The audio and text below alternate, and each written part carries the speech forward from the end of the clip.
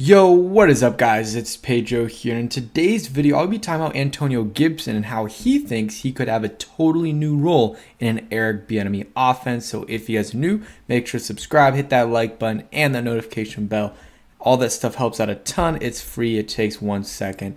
So let's get right into it. So Antonio Gibson has made some comments recently, I think to Sports Illustrated, talking about what his role could be in this offense, with Eric Bieniemy, and I'm pretty excited about what he said. So we're going to get into it right here. So he said, "I love being out there, and once I get the ball in open space, I really am that guy on getting snaps at wide receiver." That's what he was being asked about. And that's what I've been saying for so long. This guy, as a running back, as a pure running back, just running the football, he is okay. He does some good stuff, but he's not an elite runner of the football. Maybe he can get there eventually. But as a guy in space, like if he gets past the second level as a runner, then he can really do stuff. But if he gets a screen in space, he can really do stuff. Or if he, catches a slant, he can do stuff. But the thing is, he hasn't had many opportunities to do those things because of our offensive coordinator. It's really unfortunate because that's what we drafted him out of Memphis to be, a guy that can just, yes, he can give you some, he can carry and run the football for you, but also be a receiver, run some routes out of the backfield, but also run some routes on the line of scrimmage. And that rarely happened for Gibson this past year. Started to happen a little bit more last year, but still not enough. But with Eric Bieniemy, I think this can all really change for the better with Antonio Gibson. So I want to read some quotes from this article.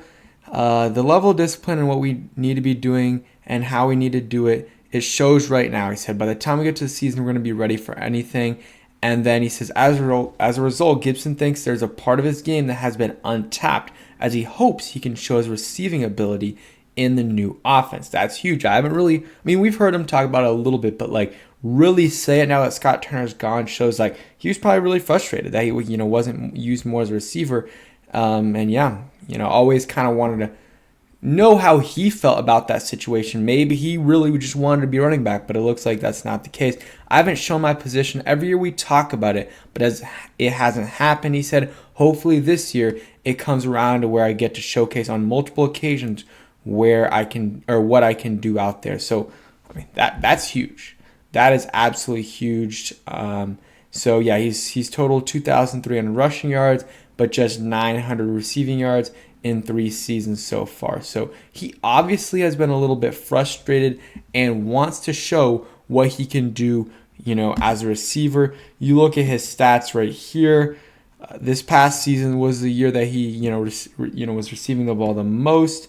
In total, he had 353 yards and 2 touchdowns, which is okay. That's okay for, that's above average for, a lot of running backs. But for him, I think, not that he could do better. I think, the offensive coordinator could have done better at getting him the ball. And even when I was, okay with Scott Turner at times, I always was like, he's got to get more out of Gibson. And sometimes he did. Week 1 against the Jacksonville Jaguars, he had 7 catches for 72 yards. That doesn't have to happen every week, but that is what we need to see out of him. He had a nice, it might have been this 26-yard catch, but it was 3-4 yards out of the end zone, or close to the end zone. The next game, he just gives them what was that? One catch for 2 yards. Oh no, 2 catches for 13 yards. The next game's 1 catch, and just a bunch of these 3-catch games, and that's just not enough for this guy. And then in week 8 against the Colts, 7 catches, 58 yards, and had a nice touchdown. I think it was something like a slant route. I can't remember correctly, but besides that, he didn't have any, he only had 2 games where he got more than 3 catches, and that is not enough for him. He should be getting more than 3 catches per game, and he probably averaged around 3 catches a game, because there was one game where he had 1. I don't know if he played. I guess he didn't play in the Browns game. So let's see, how many games did he play? He played in 15 games, so he probably averaged around 3 catches a game, maybe a little bit more.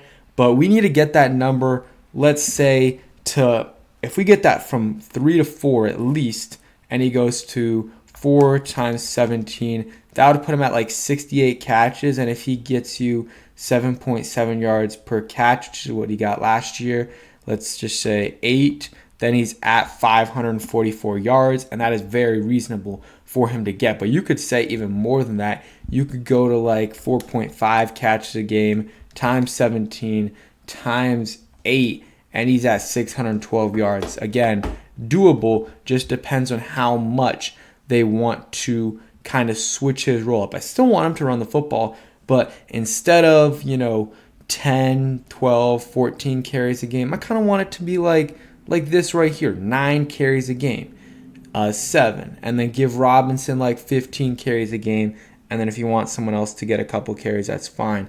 But that's kind of where I want Gibson in the range. 6 to 10 carries a game, and then like 4 or 5 catches a game would be wonderful. And I think that just would be a much better way to use him.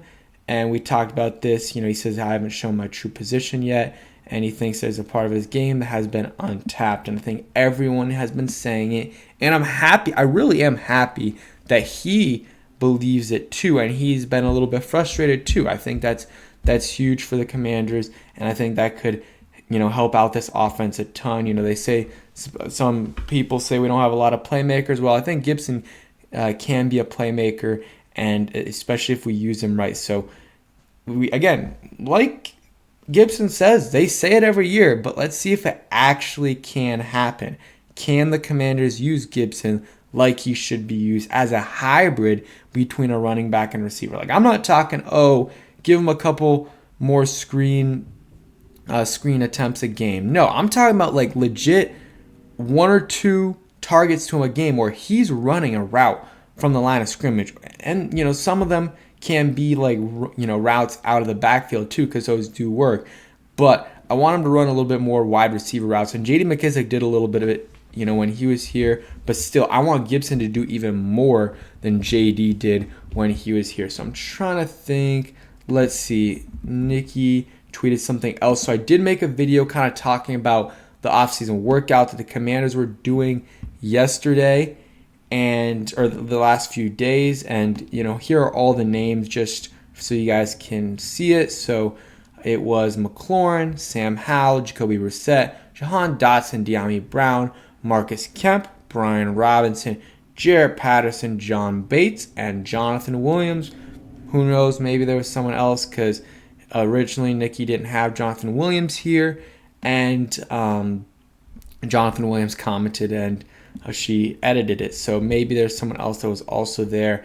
And yeah, the quarterbacks were there, and they worked out, went to dinner together. So it's good, building up that culture. And I'm sure other guys could have went, like Curtis Samuel. I guarantee you he was invited. He just probably had some family things he was doing, or just had other stuff going on. And same thing with a lot of other guys. Logan Thomas, those guys have families. So yeah, Logan Thomas definitely has a bunch of kids. But yeah, that's just something to think about. But I'm happy those guys are there in Florida right before training camp is starting, because they need as many reps as they can with those. The quarterbacks need as many reps with the receivers as they can get. So I'm happy that they're doing that.